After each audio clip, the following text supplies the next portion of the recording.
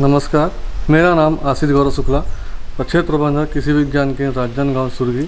और आज का हमारा टॉपिक है नैनो यूरिया और नैनो डीएपी। तो जैसा कि किसान भाई हम जानते हैं कि जो हम पहले दानेदार जो खाद डालते थे, जिसको हमको साइकिल में या ट्रांसपोर्टेशन में बहुत खर्चा आता था, उसके बदले सिर्फ हमको आधा लीटर या 1 लीटर की बोतल को लेके चलना है खेतों में स्प्रे करने के लिए, जिसका उपयोग हम खेतों में करते हैं, जो हमारे पौधे के लिए ज़्यादा से ज़्यादा उपयोगी है और जिसका उपयोग हम कम से कम खर्चे में कर सकते हैं। जैसे डीएपी और यूरिया की डोज की मात्रा की बात करें तो डीएपी की मात्रा है, अगर हम फसलों में गेहूं या चना अरहर में ले रहे हैं तो डीएपी हम 400 ml प्रति 200 लीटर पानी में उपयोग कर सकते हैं, जिसका उपयोग हम फसलों को बढ़ाने के लिए फ्लावरिंग के पहले उपयोग करें, ताकि जिसका हमको अधिक से अधिक फ़ायदा हमको मिल सके।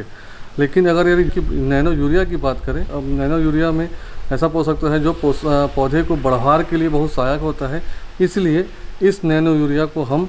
पौधे की फसल के फ्लावरिंग आने तक डाल सकते हैं। उसके बाद भी अगर पौधे की बढ़वार जैसे टमाटर मिर्ची में अपने को और अधिक लगती है तो उसमें भी हम यूरिया का उपयोग कर सकते हैं, क्योंकि पौधे की बढ़वार के बाद उसका उपयोग ज़्यादा नहीं रह जाता, इसलिए उसकी मात्रा हम 450 ml प्रति 200 लीटर पानी में उपयोग कर सकते हैं, जिससे हमारा जो पौधा है वो सही रूप में बढ़े। और इस नैनो यूरिया को हमको सावधानी के रूप में, जहाँ पे नमी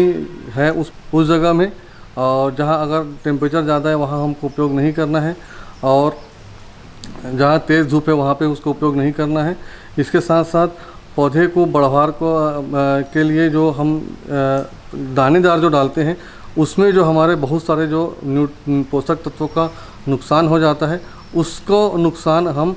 स्प्रे के रूप में करने से, जिससे हमारा जो पोषक तत्व है डायरेक्ट हमारे लीफ में जाने से स्टोमेटा के माध्यम से डायरेक्ट एब्जॉर्ब होता है। और जो दानेदार हम डालते हैं, जो भी यूरिया, पोटाश, डीएपी, वो हमारे मिट्टी में डालने से उससे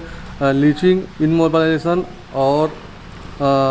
इवोपोरेशन के माध्यम से बहुत सारा 30% से 40% है जो हमारा पोषक तत्व है उसका लॉस हो जाता है। जबकि अगर हम नैनो यूरिया और डीएपी की मात्रा लिक्विड का उपयोग हम पौधे के में इस फोलियर के रूप में करते हैं, तो वो जो लॉस है हमारा पूरा कुछ भी नहीं होता और पूरा पोषक तत्व हमारे पौधे को अवेलेबल हो जाता है। और